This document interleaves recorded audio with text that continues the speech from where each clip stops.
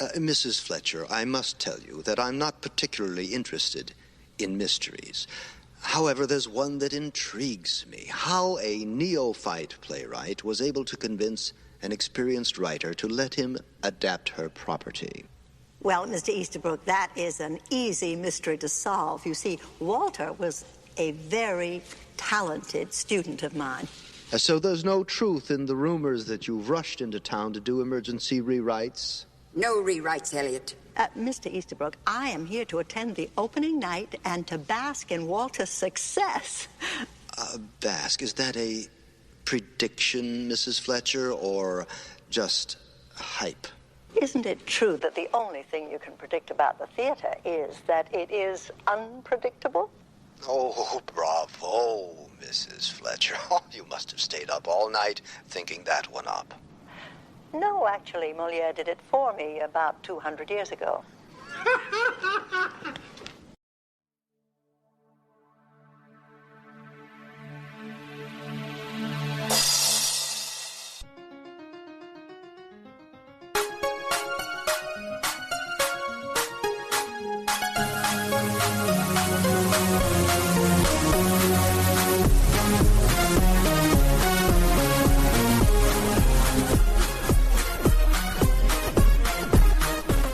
Good evening, everybody. Welcome to episode 28 of the Cabot Cove Confab podcast. This is Sean.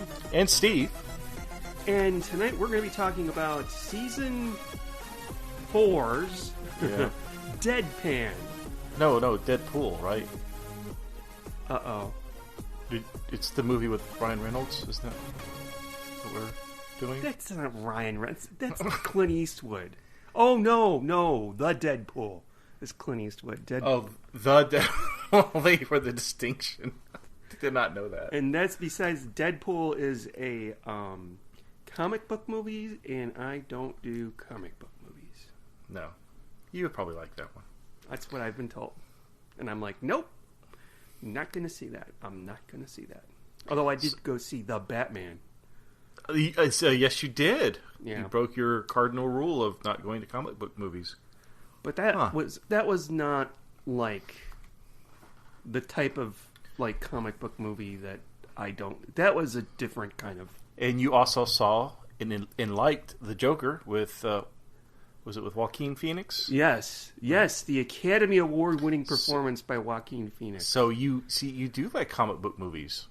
Yeah, but Joker wasn't really a comic book movie. It was more of a statement about society. You know what I mean? Like, he was so good at it, though. It was a good movie. It really was. Even though I think Joaquin Phoenix, there's something about him that I just find, I don't know, there's something about him I don't like. He does have a weird side to him, but it was very good.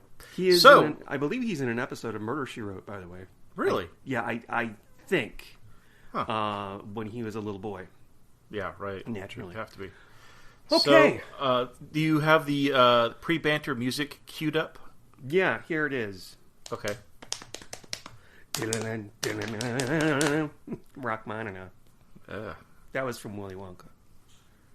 He plays a little musical tune. This has a the little flute. Yeah. And then he does that. And then Mrs. TV goes, Rachmaninoff. But it's not Rachmaninoff. It's something else. That's the joke. Unless you're... I did not catch that, no. Yeah. Okay, I'm sorry. Pre-show banter. So, last episode, where we talked about Death Takes a Dive, folks, I don't remember anything in that episode after the pre-show. I was smashed, okay? We're not going to have that this episode. No? Oh. I've had like one sip of my drink, that's it. And so I told you, did I tell you that I was going to see a medium? Yes. I do remember that. Thank you for bringing that up, because I remember thinking I wanted to ask you about that. Okay, so first I was a little dubious because, like, okay, this is over the phone. Okay. Oh.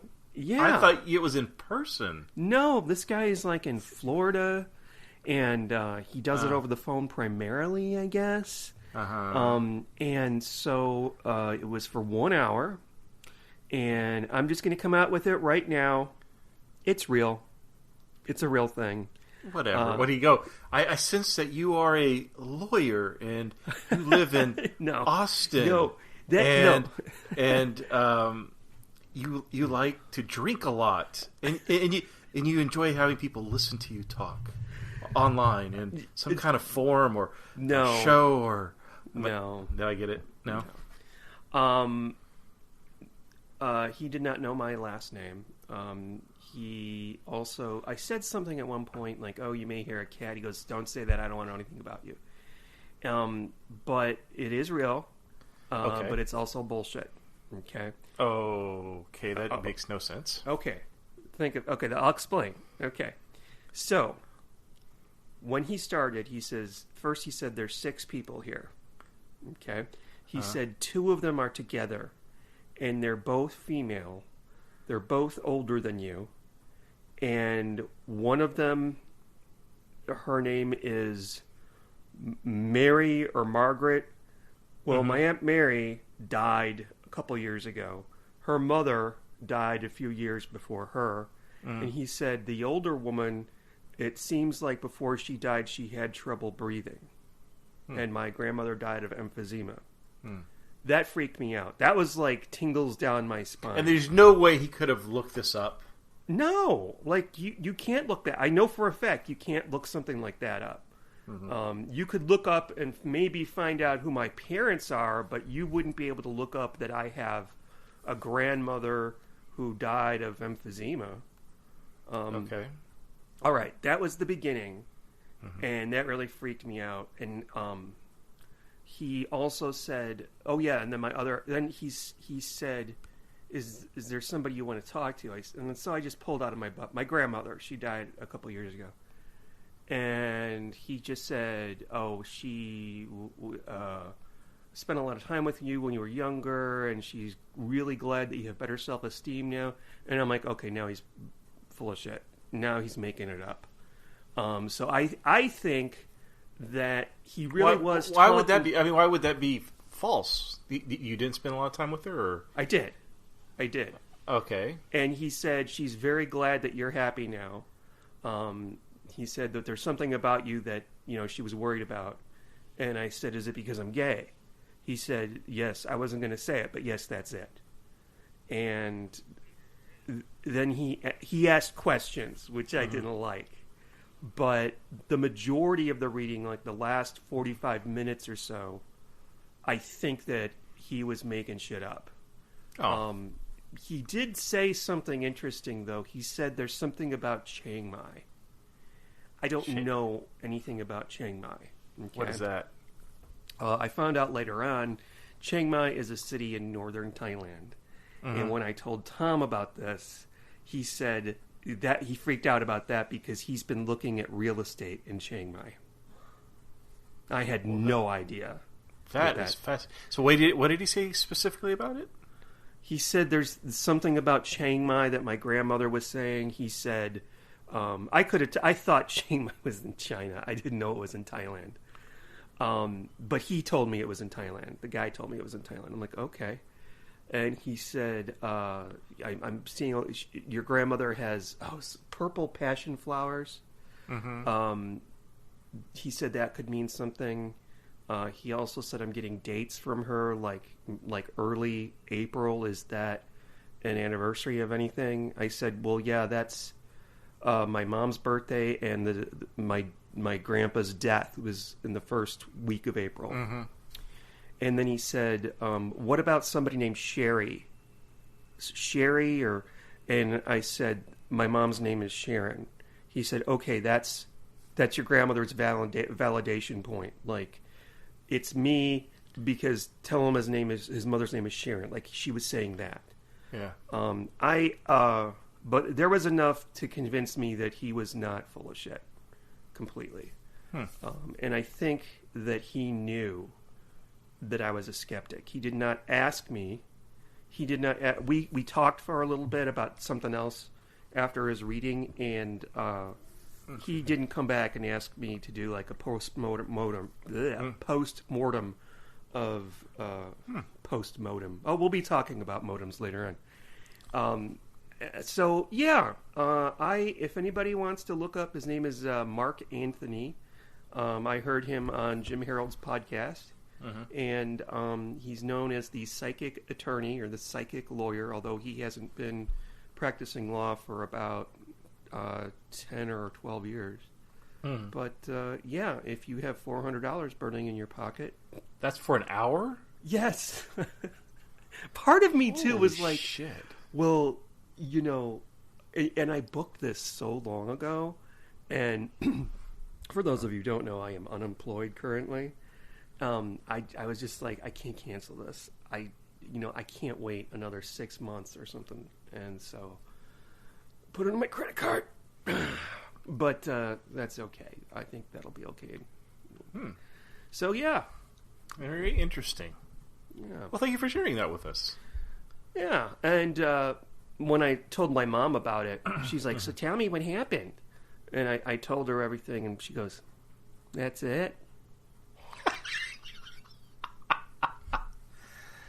Mother. Oh, that's great. Just like that's all. That's all he said. She wanted to hear something about her. You know what I mean? I know that I know my mother. Anyway, I have one more small bit of pre-show banter. Okay. And to get a little meta, it itself is about pre-show banter.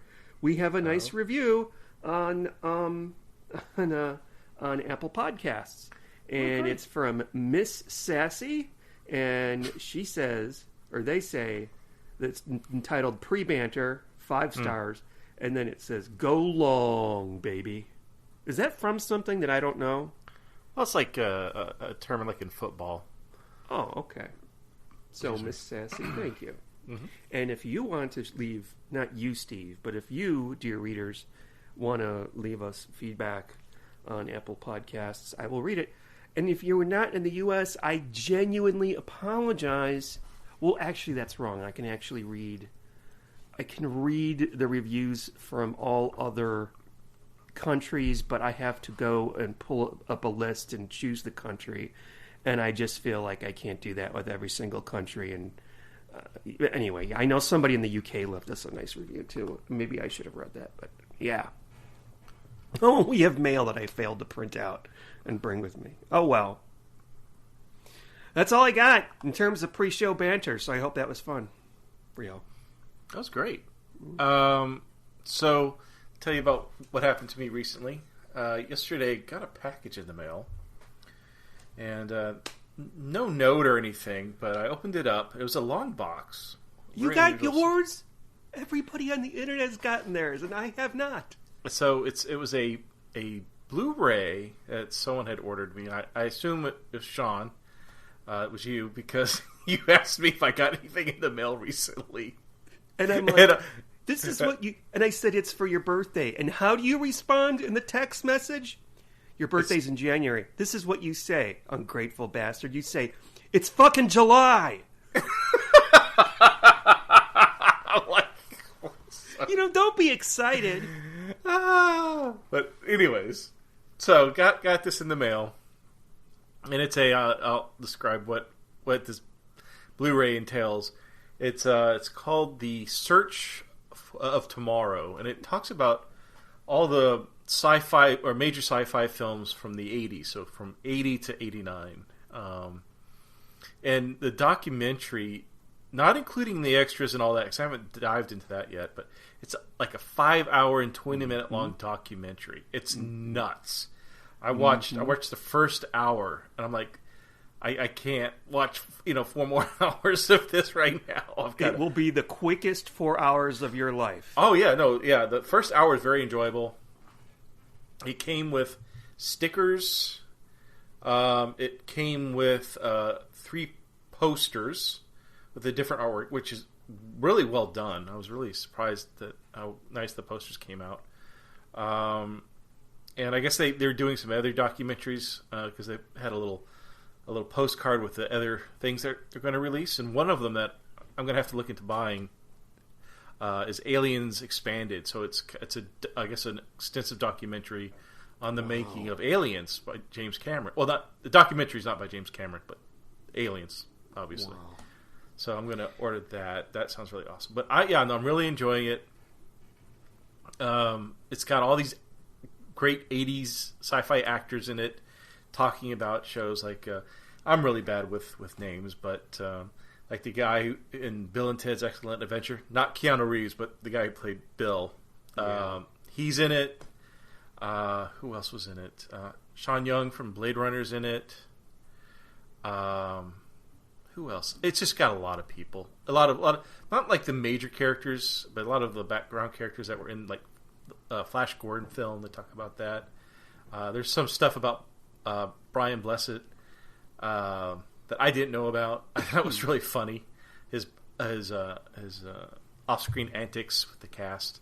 Mm-hmm. So you ordered this as well? Yes, I ordered one for myself and for you. Oh, and thank you. Be sure to watch the credits because I ordered it ahead of time and didn't cost the price of an average Blu-ray. Your name is in the credits. What? As well as the podcast's name. I mean, there's 1.5 million other names there, but I was really happy. I mean, this is a really nice gift, so thank you very much, Sean.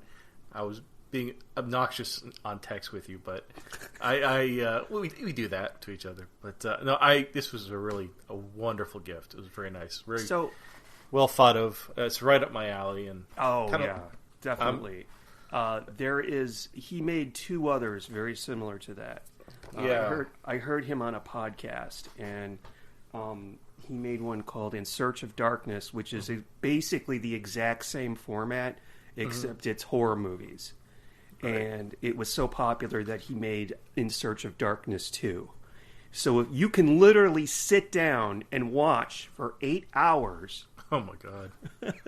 And that is actually playing, that is on Shudder. So you can watch that, yeah. Yeah, because I was curious about that. I think you've talked about the Search of Darkness. I feel like you've told me about this guy doing a really long documentary. I just feel like that was a conversation we had. Mm-hmm. But yeah, no, I really want to get on. I need to order the Aliens one. I'm looking really forward to that. It doesn't say when it's coming out, just that it's coming soon. Yeah, this was supposed to come in May, by the way. And it's now July 3rd as we record this. So do you have the horror ones, or? Yes, I have them both, yes. And they came with, I remember they both came with posters, which I no longer have. And I also have a pin, nice. A pin it came with. The posters I really didn't care about. I threw them away. What? One of them was on the back of my office door for the longest time, and then when I left the job, I took it down and threw it away. Where am I going to put that? You know what I mean? Well, I don't know what those posters look like, but the ones that are included with this, really nice. Okay. Yeah. What the poster basically has a group, it has pictures of all the 80s horror monsters, all together in a bluish black pattern. Mm-hmm. So you have Jason Voorhees, Freddy Krueger, Ghoulies, Gremlin, and then in the middle of it all, or kind of off to the side in the script, is Ronald Reagan. It's not even it's really subtle. Yeah.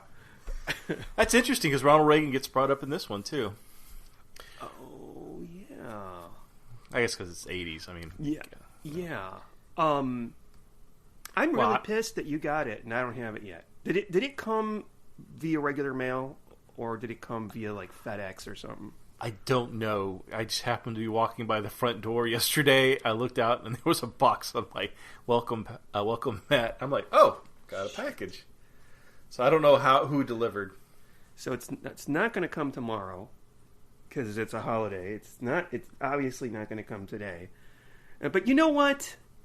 I have the whole week and the next week and the week after that off. So. Yeah. Well, I'm going to pick up with this tomorrow. It is a really good documentary, so very much enjoyed it. Thank you. Yeah. Steve sent me a gift one time, and I was excited. He sent me, it was in the mail, I opened it up. It was a wrapped gift. I'm like, oh my gosh, it's not even my birthday. And it was a T-shirt that I left at his house a couple nights before. And I don't even think you bothered to fold it. You just kind of stuffed it in a box. I washed it, and you did? I did fold it. Oh, okay. I'm sorry. I put it in some nice wrapping paper and then shoved it into the smallest United States Postal Priority Mail box that I could find. And it just barely fit. I mean, it was like breaking at the seams. Because, the smaller boxes are cheaper. And whatever you can fit in those things, it's the same rate. Yeah. And it's so funny because the Send It Priority Mail, which was my bad, was probably worth more than that shirt was worth. Yeah, well, I like that shirt though because it's nice and silky. It's like a lady's panties or something. Anyway, okay, or a good pair of men's underwear. Anyway, sorry, memories. Memories. You want to talk about Deadpan now? Yes. Okay. So tonight's episode now it doesn't have as many stars as last time. Death Takes a Dive. So not as many famous people in this one, but still has some good ones. Yeah. Yeah, we have Rich Little. Uh-huh. He plays his character's name is Barney Mappost or something like that. Yeah. And he's like a marketing guy for, I guess, shows off Broadway or on Broadway. I remember. I don't know. He's still alive, but I don't know what he's doing nowadays. We had Clue VCR, the Clue VCR game, which I played with my mom and dad like once, and on the VHS. Oh, and I would watch it a whole bunch of times. I practically have it memorized. The story was so stupid. In the beginning, on the VHS, there's a preview for the Rich Little VHS charades game, and he's doing his imitation of that. Who's that guy that's like, your money or your life? What's taking you so long? I'm thinking it over. Who is that guy? He's no idea. Oh, okay, never mind. This is when you need Gilbert Gottfried. Oh, that's so and so. He's shitting a coffee table. That's all I know about. I've never seen him on anything except for Murder, She Wrote. I just know that did he do Vegas? I should probably have looked this up, but he was impressionist. He would do impressions of all sorts of. That's what he was known for. I mean, he would do politicians, other actors. I mean, that was his main thing. Was he? He was like that one guy in that episode of Columbo that was playing poker. Remember him? You don't know who I'm talking. Remember the dentist one? And there, Nancy Walker and some baseball player. And yes. The guy that you just wanted to fucking strangle. So yeah, Rich Little is in this. Dean Stockwell is in this. This is probably around the time he was doing, Quantum Leap. Yeah. Speaking of, I was reading in my newsfeed the other day that NBC's going to reboot the show. Quantum Leap. Really? Yeah. So, Dean Stockwell's passed, so he's obviously not going to be in it, and there's no confirms that Scott Bakula is coming back either, because it's gonna. What I've read, the premise is that it's 30 years later. Another scientist decides that he wants to. Sam Beckett, that was his name. Yeah. Disappeared and wanted to find out what happened to him, so he ends up, I guess, going into the time travel accelerator, whatever the thing was called, and he gets transported. So the show's going to revolve around him and then his hologram companion. I guess they're looking for Sam. So I'm assuming that'll be like the last episode or something, or they're going to sprinkle it in through the season. I'm sure Scott Bakula will be in it, but yeah. Scott Bakula is also very busy right now with American Beauty the musical. Oh. That's a joke. There is no such thing. But I propose, if the makers of that show are listening, make the main guy a gay guy, and make the Dean Stockwell character a sassy black lady, because I want to see that show. A sassy, okay. A gay guy and a sassy black lady, like You know, like maybe Leslie Jones. They could do Leslie Jones and Leslie Jordan. No, he's too old. Anyway. Oh, who am I going to be this time? Well, you better not be who the... Okay, all right, let's be more offensive. Okay. So, tonight's episode takes place in New York. Ironic. And why is that ironic? Because she still lives in Cabot Cove, and she ends up moving to New York. Yeah, I noticed, like, the scene where he talks to, who is it, Lieutenant Jarvis? Yeah. His office is the same office that when we reviewed, I forgot what was the one where she was in New York. What was the name of that one? Threshold of Fear. Was that it? Okay. Yeah, it was different detective, but it was the exact same office. So they reused that, I guess. But it's interesting, though, because I could be wrong. I'm pretty sure I'm not, because I just came back from New York about 3 weeks ago. Went on Broadway, and I did not see the stars along the concrete like they have at the Hollywood Walk of Fame in Hollywood, California.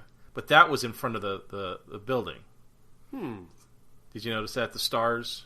Oh, really? I did not know that. Yeah, they had those big stars that you can see, and I'm pretty sure they don't have those in Broadway. I did not see them. They have that in St. Louis. Do they now? Yeah, it was like a touristy part of town. This is many years ago, but it's all famous St. Louis. I saw Vincent Price's star. Apparently, he's from St. Louis. Oh, really? Yeah. We're introduced to Dean Stockwell. His name is Elliot Easterbrook, and he's a reporter / Broadway critic.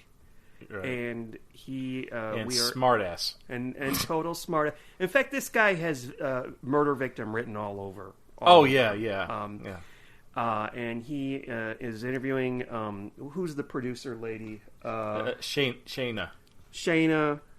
Grant, right? And Walter Naff is the writer of this show, Mainly Murder, and it's adapted from a book by Jessica, which is why she's there. And she really throws some shade on Elliot because he's kind of a dick. Yeah, he's a real douchebag. Yeah, she it's from her. It's the adaptation of her book, Murder Comes to Maine, and when Elliot, Dean Stockwell, comes up to her to talk to her, he says, "And don't you look just like a mystery writer from Maine?" And he said it very slyly and very condescending. I wrote a few of his little zingers down because they're pretty good. I really like what an asshole this guy is. But it's great. He's a great asshole. Yeah, and he is a very good asshole. I was almost kind of sad that he wasn't the victim, but we'll get there. We also have Danny O'Mara, who is another critic, and but he's in print only. He's not on TV like Elliot. Yes, that's right. That's very important. And his assistant or co-writer or whatever, Denise Quinlan, who was a little bit suspicious. But you know what I'm going to tell you, though? I was Mr. Smarty Pants. I felt so cocksure of myself that I had it all figured out. Oh? Because there's a big clue that it's one of those... We'll get there. Yeah. So... the critics are at each other's heads all the time. They don't like each other because they're both... Well, Elliot's a fucking dick, and Danny O'Mara hates him, so they don't get along. Well, yeah. And so we see them at the dress rehearsal, and Walter Knapp, he's the one that adapted the play. He was an ex-student of Jessica's. And so Jessica's there also to kind of watch him. This is his first show on Broadway, or I'm not even sure if it's on or off. But yeah, Walter is really, really nervous. And there's this scene where he tells Jessica, as they're getting ready to go watch the rehearsal, he goes, "Now, don't be mad about the witch." And Jessica's like, "A witch?" And you can tell that was added. That was one of the things that was added to the play. And when she does that, she does this little look at the stage, like she squinches her nose. Now, I'm pretty sure... Now, I haven't seen this film since I was like 5 years old, but pretty sure it was a reference to Bed Knobs and Broomsticks. Because she played a witch in that. Ooh, okay. All right. Okay. Because he's like... the witch on stage says like a spell, like I forgot what she said. It's kind of one of those standard witchy, you know. Yeah. And so basically the play's a piece of shit. Yeah. Even Jessica doesn't like it. Yeah. But we're introduced to Jason Richards. He's the director. He's kind of a pompous ass, actually, but he's the director. And we learned during the dress rehearsal that one of the actors, Tony, who's playing the woodsman, is not feeling well. He got the flu, so Shayna doesn't like him very much because he's a black hole of energy, as she puts it. Yeah. And so he is replaced by the understudy, Craig Donner. Yeah, and that is important. That is very important. And while they're gearing up for opening night, everybody's in the theater except for Elliot. And they announce over the loudspeaker, the part of the woodsman will be played by understudy blah, blah, blah, blah. I can't remember that. You said the name. But Craig, yeah. And this screams Clue. All right? It just seems like such a minor thing. Like, why would you bring that up? Yes. This is a clue. It's like, okay, I know it. This is a clue. Elliot is fashionably late. He gets there just seconds before the play starts. Mm-hmm. And they all, we don't get to see any more of the play, actually. So Walter is very upset. He's going to go get drunk. Yeah.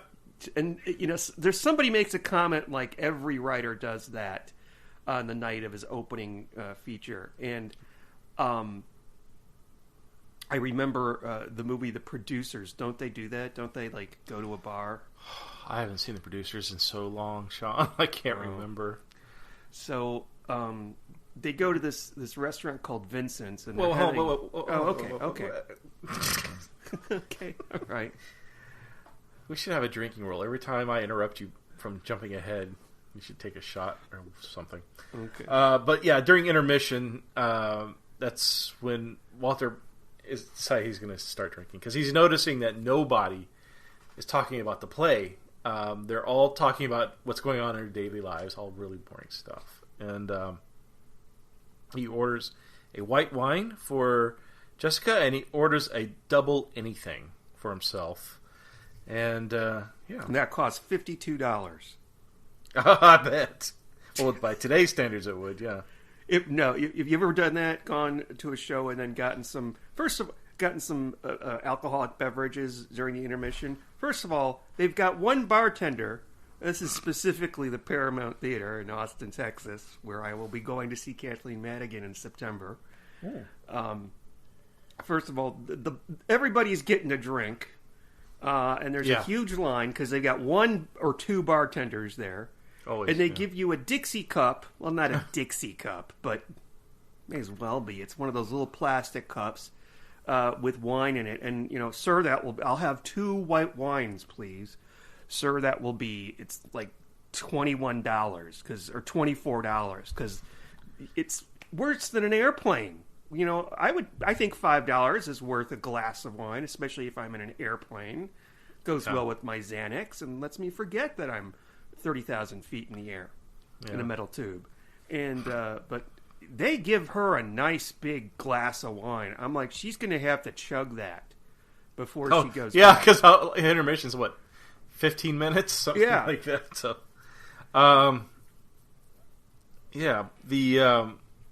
we do see Elliot and Danny, the two critics. They bump into each other. And they just start taking shots at each other, insults, things like that. Yeah. And then that's when Walter disappears and saying, "I'll meet you at the party. I'm going to go get drunk." Right. And then he disappears.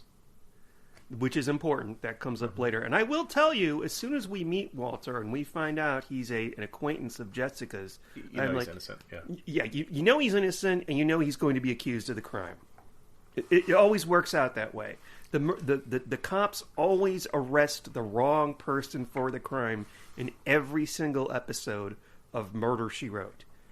Just once, I want it to be like Jessica's old friend turns out to be the murderer. That's got to be a twist in one of these episodes. That's got to be, right? And I don't remember seeing an episode. I mean, I there's like 150 episodes of Murder, She Wrote I haven't seen, but I would think that the writers would have come up with that eventually. Yeah, I think Peter Fisher would have this is got to be one of them. Yeah, and speaking of Peter Fisher, oh wait, no, never mind. And don't at me on Twitter and saying, well, in the episode blah blah blah, it turns out to be your nephew. I don't want to hear it. Just it's secret. So, so they're like, oh, let's watch Elliot's review on TV. And they're all talking about how Elliot's going to hate this. Yeah, this is the after party, by the way. Yeah. Frankly, I hate it. For the 30 seconds of it I saw. Jessica hates it. Mm-hmm. And Elliot gets on TV and he says, but for the performance of Barbara Blair. He gives her a positive review. Yeah, he gives her a positive review as the witch. Everything was horrible. Tony, what's-his-face, was just as wooden as a woodsman would be. Oh, yeah. Mm-hmm. And here's where I'm Mr. Smarty Pants. And I'm like, he's the murderer. Because he did not know that the understudy took over for Tony, what's-his-name. And that's because this is pre-recorded because he's going to use this as an alibi that he was on TV, but he's actually committing a murder right now. I had it all figured out. Mr. Smarty Pants here. It said it's Smarty Pants, but I actually have an explanation for that. They could have explained that away by the sheer fact that those programs are pre-printed, weeks in advance. Yes. So if he was going off his notes off of his, he did show up late, but if he was going off his program, it would have said the Tony guy. Yeah, exactly. Yeah. Exactly. Yes, and he showed up late, so he didn't hear the announcement. And I was chagrined, I tell you, to find out later I got it wrong. I figured it out wrong. I'm like, aha, I'm Columbo. No, sir, no. Then Walter appears, and he's just completely lit.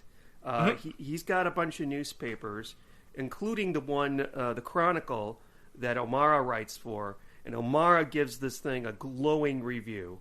And somebody else gave it a glowing review as well. But it turns out that the publicist, Rich Little, which I don't remember what his real name is. I don't want to put my glasses on and look at it. We'll just call him Rich Little. Actually wrote the review ahead of time. Apparently they do that.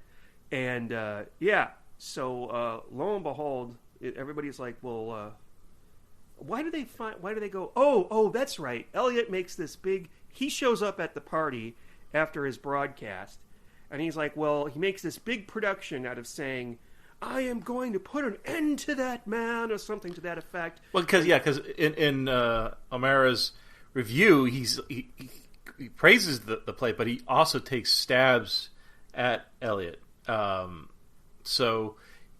He takes jabs at Easterbrook, and so that makes him mad, and that's when he says, someone needs to silence him and put him out or whatever, something to that effect. Yeah, and he storms out, and then somebody makes an anonymous phone call that says shots were heard in O'Mara's apartment. So the cops turn up, and there's O'Mara dead on the floor, a bullet in his body, and Elliot is standing over the body holding the gun. Right. And I'm like, well, wait a minute. He can't be the murderer because it's too obvious. Then I was like, well, wait a minute. Maybe that's the point. Because I've read stories where somebody who's like the obvious suspect makes a huge point out of, telling somebody something and that establishes an alibi. I'm talking about Agatha Christie's 13 at Dinner, which has a very similar sort of thing happen in it. But yeah, go ahead. I'm talking too much. No, you're fine. So we have all our suspects, And do you want to talk about the computer? Oh, this is hilarious. No, not yet. We got some story to get through here. Okay. All right. That's because I'm talking too much, and I'm like, I don't want to say anything that's gonna... So, Elliot at the crime scene, Elliot claims that, he just showed up, and he was holding the gun because he thought that the murderer was still in the apartment, and so he was picking up to defend himself. And it's funny because Jessica, she defends Elliot, and she goes off. What did she say? Like, there's no gunpowder smell. Elliot just left moments before we left to come here, so there wouldn't have been no time. And 3, the body's gone blue. He's gone blue. And so that would indicate he's been dead for a while. It's not a recent murder. That's what that means. The body's gone blue. Is that because when the body's been lying there for a while, all the blood tends to pool to the bottom, I guess, leaving the rest of the body discolored? I would assume so. Okay. So, but yeah, Elliot. He's such an ass.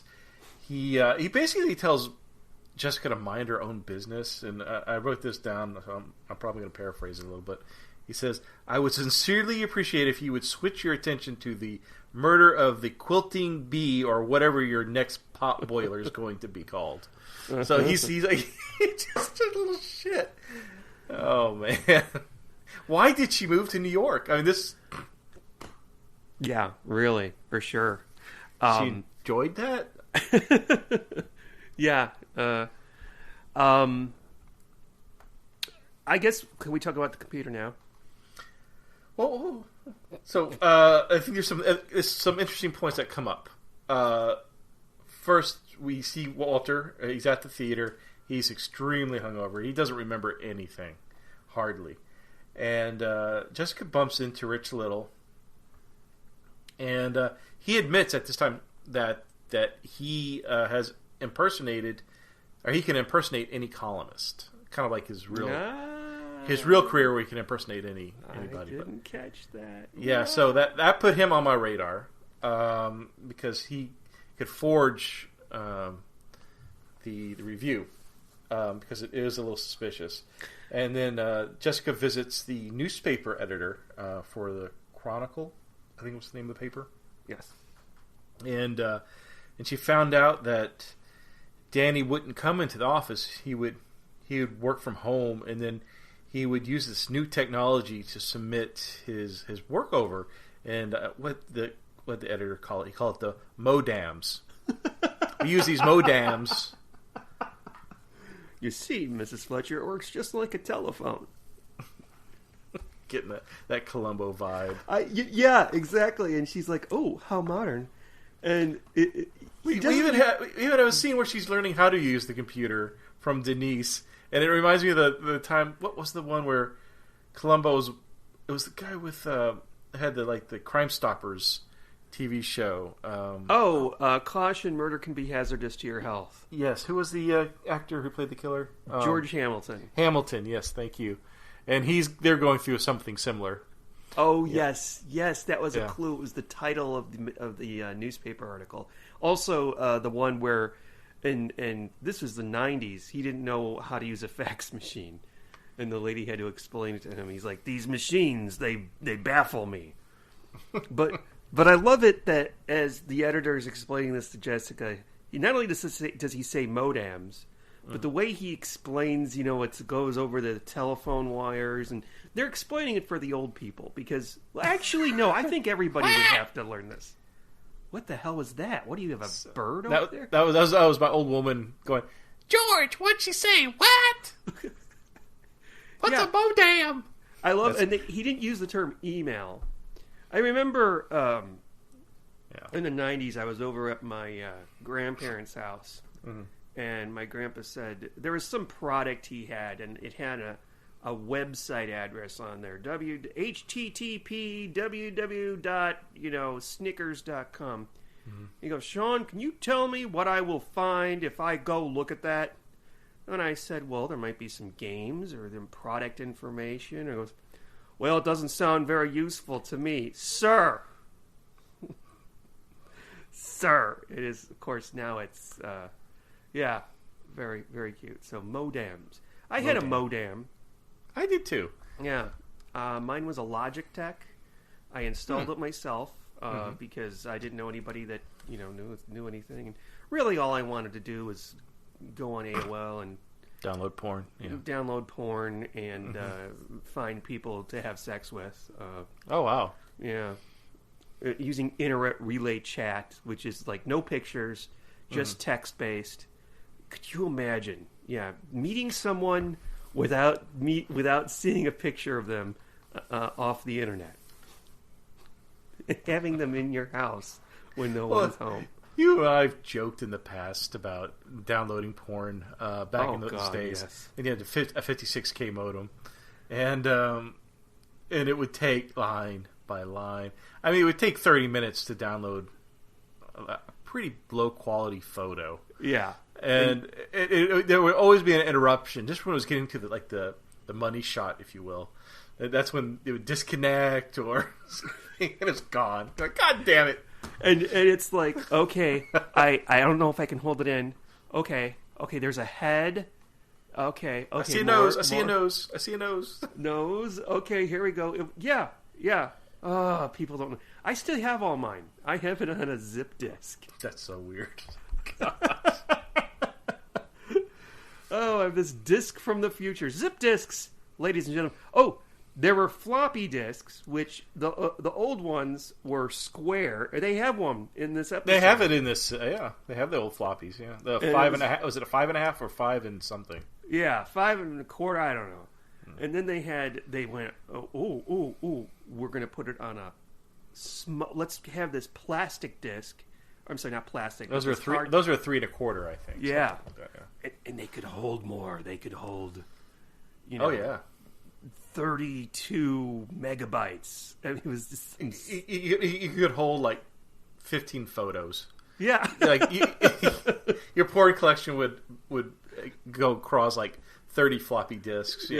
Yeah, exactly. This Catalog disc. it, This has 24 word perfect documents. And then they had the zip disks, and those you really could put a lot of shit on.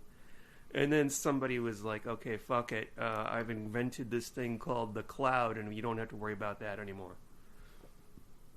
Like streaming for movies, even though many of us still insist on buying physical media. And I still do. Yeah. Old men usually do collect the physical media. Yeah. I think you're right. I think that's a middle-aged man thing. I really do. So, well, that's how we were raised. We were raised with, VHS and Beta and Betamax, DVDs. But I'm telling you, Blu-rays and 4Ks, I swear, look better than streaming something. I don't know if it's in my mind. I don't know if it's because I like my big 70-inch. It should look better. Well, the 4Ks should look better because I don't think you can stream 4K. I mean, you can, but I think it's not as. That's what I'm looking for. It's not as. It doesn't stream as smooth as like a regular because it's more data, so it's more prone to hiccups and stuff. That's what I understand. But maybe with because we've got fiber optic internet here in my town, so I don't know. It may not even be a problem for me anymore, but I don't know. Yeah, we can't get that because we have Spectrum. We don't have AT&T or. Yeah. So Jessica decides she's going to visit. Wait now. Hold on. The editor explains to Jessica that O'Mara would basically send it via the modems, and he did so at 11:15 on the evening that he was killed. All right? Mm-hmm. That's a clue. You're like, okay, so this must mean he died sometime after 11:15. But that doesn't go with the fact that the body was blue when they found it. Yeah. So maybe it was sent by somebody else. Maybe it was sent by his murderer. Yeah. But go ahead. Well, yeah. No. So Jessica's trying to figure out who it is, and I think she even talks to one of the police detective, and they both agree whoever the murderer is, it was one of the last people to show up at the after party, and that pretty much leaves Walter. But Jessica goes to Denise, and we find out a few things. One, that Denise would sometimes write reviews for Danny, and this is also the scene where Denise shows. It's very nice of her to show Jessica how a computer works. I mean, that takes. Could you imagine? How do you not roll your eyes during that whole conversation? But she shows her how to delete something, and in the process, they find out that the review that Danny wrote was actually not the one that was published. What he wrote was very more on the negative side, and he even correctly identifies the understudy as playing as the woodsman, as opposed to, Tony. Right, and the positive review that was published mentions Tony as well. So it's as if somebody deleted the old. Somebody did delete the bad review, and created a good one in place of it. And in fact, Danny even crossed out the actor's name, whose understudy was standing in for him, and wrote down the name of the understudy, obviously so he could have it for his review. Right. So I missed this completely. What's that? And then hated myself later on because it is sort of like fits in with the clue about Elliot coming late to the play or at the last minute, and then him also saying the name of the actor on TV. So, and by the way, this conversation, you said eye rolling. If this was 1995, I would be, because Jessica says, "Oh no, I just prefer my old-fashioned typewriter." Liar, ma'am, liar. Because later on in later seasons, we see her using a word processor. Jesus, we see her using a computer with a fancy laser printer, which probably cost $800 back then. So she does end up using a computer. Ha, ma'am, ha. You become a techie. You got to start from somewhere. Yeah, I guess. So once we discover with all the facts leading up, the suspicion turns to Walter, mainly for a few reasons. Actually, I wrote down 3 reasons why we suspect Walter now. That's the playwright. So 1, he was one of the last ones to show up at the after party. 2, he can't seem to rightly remember the events of that night because he was so blasted from drinking, and he was all over the place, going from bar to bar. And 3, probably the most damning bit of evidence was Mrs. Rizzo. Who played Mrs. Rizzo? Penny Stanton. Who is Penny Stanton? I'm looking her up now. But she IDs Walter at the apartment building. It says that he was there. She's basically Sophia from the Golden Girls. Like, it's exactly how she's acting. Yes, that's a very good analogy. Yeah. So she was in Short Circuit, really. Oh, wow. Did she play like a Chinese woman or something? No, that's horrible. You know why I say that. Oh, she was in Quantum Leap. How about that? By the way, Lieutenant Jarvis, did he look familiar to you? Yes, let me pull him up. He does. I just can't think of what I've seen him in. Here, let me sing the Eugene song. Roach. Dun, dun, dun, dun, dun, dun, dun. Oh, Soap. Yeah. Yeah, he was in Soap. What else? He was in a lot of stuff. I mean, when you see him, you'll recognize him. Yeah, he's got a kind of a Barry Corbin look about him. He's no longer with us. Mr. Roach, not Mr. Corbin. Mr. Corbin is still with us. Where are we on this now? So they think Walter did it. I like that. You know what? You just don't picture a young man named Walter. You know what I mean? And I'm saying this. I have a cat named Walter. Yep. but he's named for Walter White from Breaking Bad. But, like, who has a bouncing baby boy in, say, you know, the 70s or even the late 60s and says, we'll call him Walter? And not It's only a family that, name. It's a family name. I guess. We'll make it his middle name then. That's okay. Okay, Anyway. where do we go with this? So Oh, she goes to- Jessica's determined that Walter cannot be guilty. But yeah. So she goes to talk to Elliot, and she notices on Elliot's desk is a script for Mainly Murder, and it has Barbara's name on it. Yeah. the Barbara witch. Marsh? I can't remember. Yeah, okay. So you're like, okay, that's a clue. I don't know why it's a clue, but we'll see. Okay. And she's like, she's wondering why in the world he has Barbara Blair. Did we say Blair. Barbara Marsh? You did, but no, it's Blair. Okay. I don't know. I know why I said Marsh, because we just saw it the other day. And the little girl in there, her name is Little girl. She's like practically a teenager. Marsh, that's her name, Beverly Marsh. Hold on. I've got a little bit of... There we go. Okay. A little gas. Yeah, a little bit of acid reflux, as it were. So I don't know. She talks to Elliot. She makes her round to the suspects. She talks to the director guy.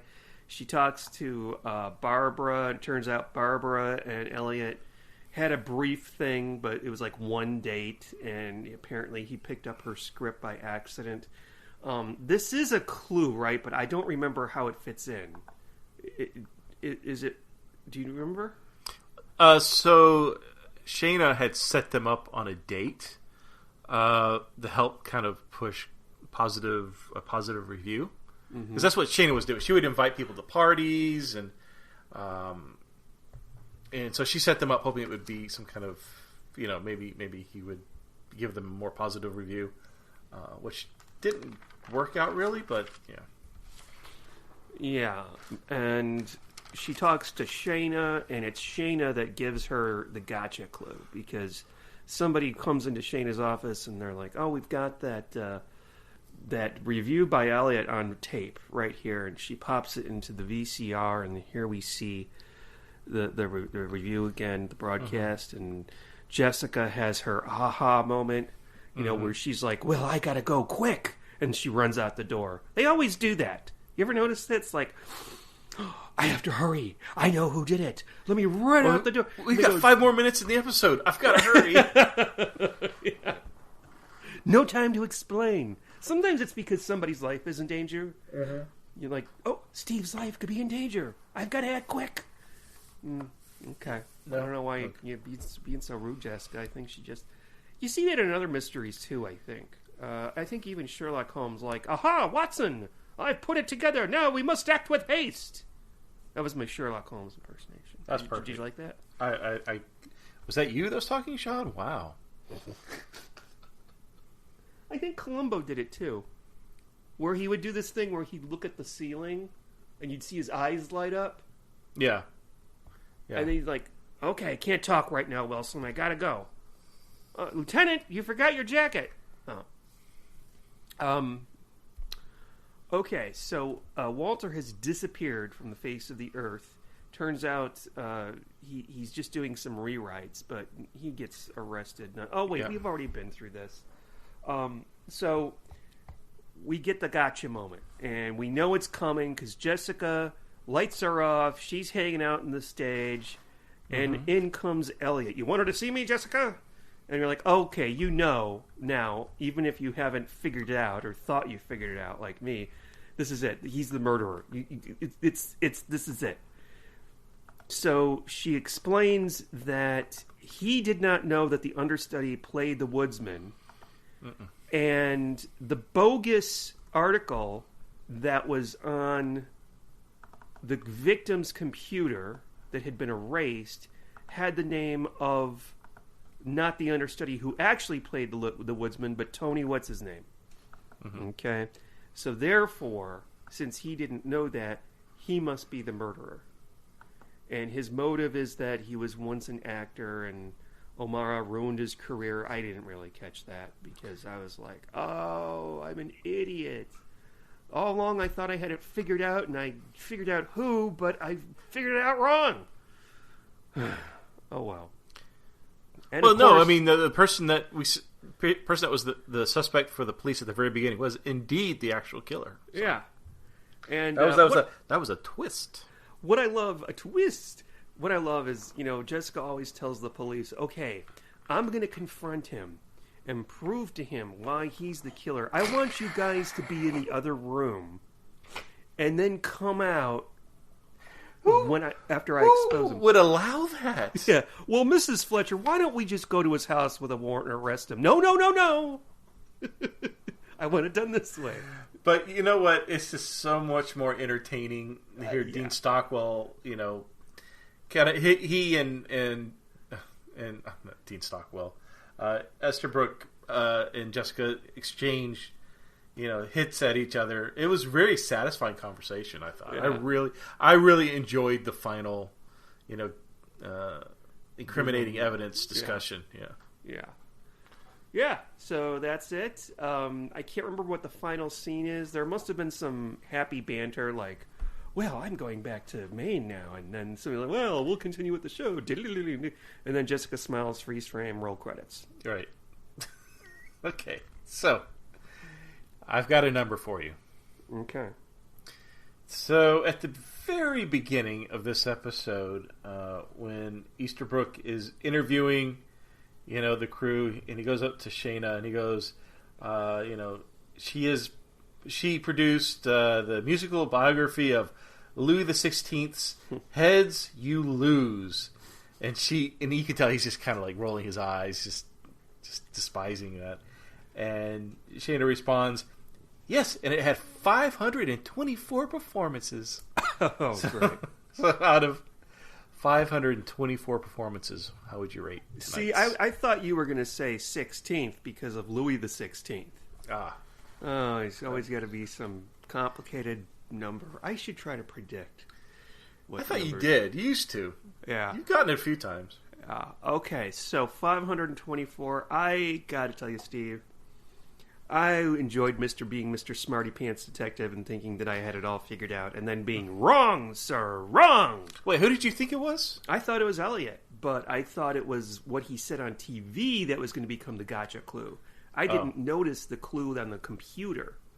So, but I did think it was him. I thought I had it all figured out, and I'm like, ha! Yes, I was right as soon as he walks into that darkened theater. Because... the fact that he was standing over the body holding a gun, you do kind of think, that can't be him. It can't be him. But, sometimes I've seen it be the most obvious person because sometimes in a mystery you think it can't be the most obvious person. It never is. That wouldn't make a good story. But still, I think it's a great murder mystery. And I think it's, I really liked the different characters. I liked the clues. Even though it was kind of awkward trying to we know about the computers, but I don't know if a viewer in 1988 then it doesn't operate like a computer would. Quite honest. So it was a little jarring. It's like if computers were in a parallel universe and operated on different rule sets. That's how this computer operates. Like how to undelete something, how to send a message. All that is off. But yeah, and he only had those 2 files on his computer. If he's a journalist, he should have like hundreds of files on his computer. Yeah. So that stuff really didn't age well, but I could see people being kind of confused by that at the time, especially the demographics who would watch this show, that being people that are older than ourselves. That was fine. I'm not, But I really like this. I thought it was pretty cool, and she does this thing where she does make the rounds, and she does talk to each one of the suspects one at a time. Mm-hmm. And for a little while, I did think, well, it would be interesting to find out that the murderer is Shayna, or that it's the English director. But I can't figure out why it would be. Well, maybe it would have been to change the article. Why? Yeah, why? Okay. What? Why did Elliot write a positive review for O'Mara to send to the newspaper? Because there was a jab at Esterbrook in the review. Okay. Because what he says is something like, "Oh, in the supposed review from Danny, it was something like, I enjoyed it, but if you listen to that other so-called reviewer who's on TV who shall not be named, and so then he gives it a slant towards Elliot Esterbrook in that, so kind of like a setup to why you should not listen to. And also, I think Esterbrook wanted to ruin his reputation as well, because when people would see the play, they'd be like, "What the fuck? This is horrible. What was he talking about being so good?" So it would have crapped. His final review would have been, people would have looked back and said that was just off, completely wrong. Yeah. So it was probably a way to kind of get back at him as well. Yeah. But Yeah, So, I understand. So 524. Hey. Yeah. By the way, did you notice that Shayna uses a princess phone in her office? Yes, I love that phone. That in that scene, that stole the scene. That phone, because I noticed it right away, and I'm like, "Wow, they don't make them like that anymore." Okay, so I'm going to give this high ratings. I'm going to give this a 479. Oh, very nice. That's not perfect. No. But they did that thing where, hey, this is a clue. So-and-so will be played by so-and-so. And like, there's no reason to put that in there other than it being a clue. Like when Bryan Cranston said, that idea of putting the monocle in his left hand instead of his right hand, I loved it. Mm-hmm. Why would you say that? What a stupid thing to say. Right. Why couldn't it have been something else? Anyway, yeah. So yeah, I highly enjoyed this. I really did. I thought it was great fun. So 479 out of 524. Yes. Well, I'm going to agree with you. I really enjoyed this episode. The only thing off to me was Rich Little. Not because his performance was bad or anything, but he was so underutilized. I mean, he had maybe 2 minutes of scenes, probably less than that. And it's just, why would you have Richard Little on this show? I mean, of his caliber, especially back in, what was this, 88? Yeah. I'm surprised he didn't have more of a headline role in this. Well, that's like when they had Milton Berle on, and he was on it. Yeah. Yeah. That didn't make any sense. So very strange. Maybe it's just people who wanted to be on the show but didn't want to put a lot of time. I don't know. But more money because they would have been paid by the line, maybe. But I really enjoyed Dean Stockwell. I thought he was a great addition, great killer. The way he portrays this character. I mean, I enjoy Dean Stockwell. He's been in Columbo a few times. He was on the one where they were on the cruise, where he was part of the band, and then the other one was where he was a football player with Robert Culp. Thank you. He played the victim. I played the victim in that one. Got brained over the head with a big block of ice. Anyways, but Dean Stockwell does a really good job. He's very conniving. You get the impression he's very intelligent. So when he's trading barbs with Jessica, you really don't know where it's going to go. I really thought he did a fantastic job. The other characters I really thoroughly enjoyed was the actress who played Shayna Grant, played by Carol Cook. I recognize her. So did I. I couldn't figure out from where, though. And I looked her up on IMDb, and it wasn't anything I recognized. Mm-hmm. I want to say her voice sounds familiar. I could almost see her doing like voice acting for the Jetsons or the Flintstones or something. I'm going to take it back to Columbo for a moment. She reminded me very much of Janet Leigh in that episode of Columbo, where she played the old actress, the Broadway star. Yeah. And by the way, Forgotten Lady, I think was the name of that one. Yes, Elliot Easterbrook would have made a fantastic Columbo murderer. Mm-hmm. I would love to see that. And her very, very short stint on this, Penny Stanton, who played Mrs. Russo, she was hilarious. I thought she was very funny. She's only in there 30 seconds, but she plays this. She was like 30 years old, I think. Probably. She plays an old Italian woman, and even talks with her hands. She goes, "Mamma mia," and things like that. You know, I thought everybody did a great job. Just a little surprised with what they did with Rich Little. So I too will give this a nice high score. Out of 524, I'm going to give it a 515. Wow. I really like you think you know the killer. There's a twist, and it turns out there's another twist, and it turns out that your original thoughts of the killer was indeed correct. Yeah, and that was fun. That was fun to me. I enjoyed that. Yeah. Well, Mr. Smarty Pants will go on to live another day. Just, I wish they didn't make the clue so fucking obvious sometimes. Well, they have to. It's a 45-minute production, right? But they can... Okay, there was the one that we watched a few episodes ago called a Killing in Vegas. And in that one, the gotcha clue involves something that David Soul says to his wife. He says, "Here, put your face on," and he hands her compact, right, which was found at the scene of the crime. Right.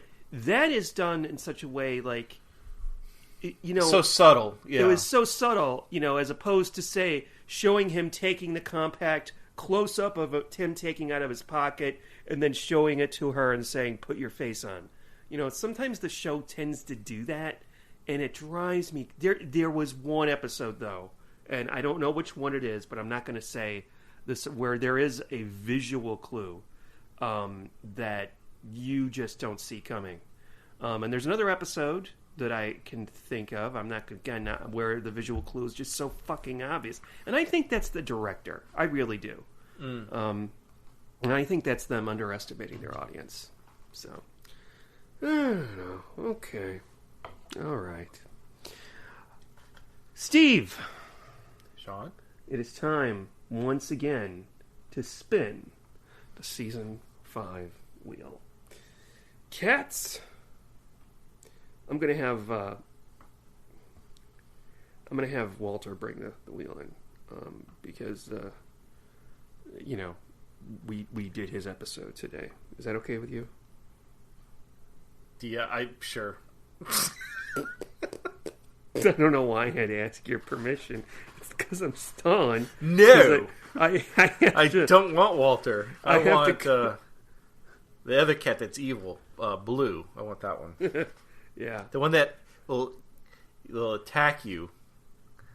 Oh, yeah, he doesn't do that anymore. I think he grew out of that. Oh, thank God. Yeah. But the last time I visited, I had to wear my shoes around him because he would just bite my feet, and it just... Yeah, he doesn't understand that, you know... I think he grew up without any kitten siblings because... he didn't learn that when you play, you don't scratch and you don't bite. Because if cats, they don't have siblings that they play around with. They don't learn that that's not how you play. So we had problems when he was little with biting and scratching like that. But he doesn't do that anymore. However, he loves catnip.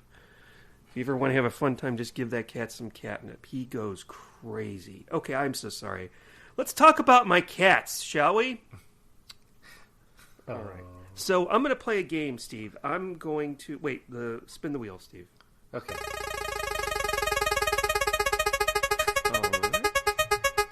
Okay.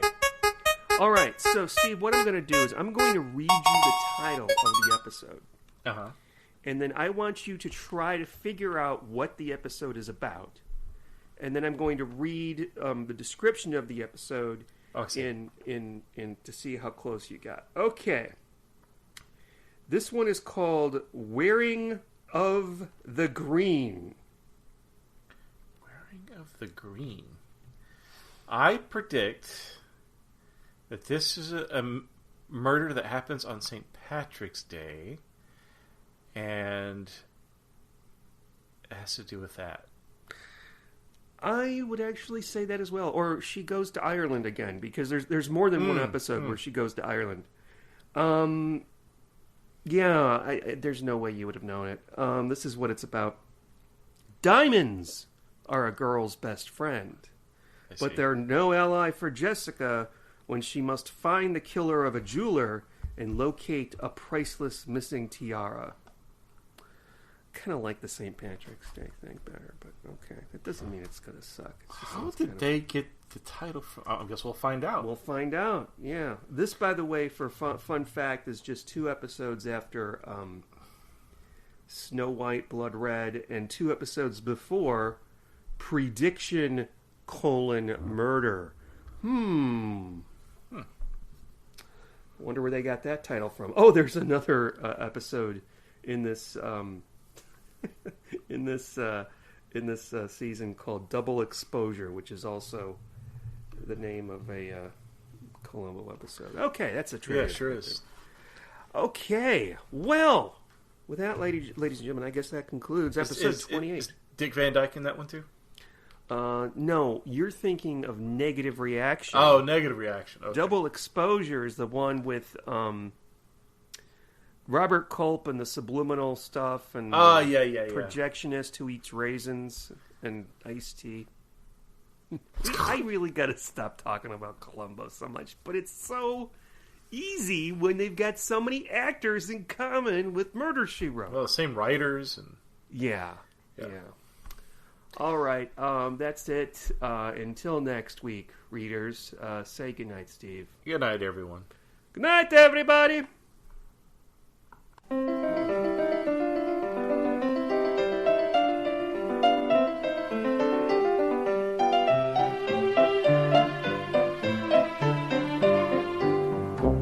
Thank you for listening to the Cabot Cove Confab. If you've enjoyed it, please leave us a favorable review on Apple Podcasts. Also, feel free to reach out to us on Twitter at Cabot Cove Confab or email us at cabotcoveconfab@gmail.com.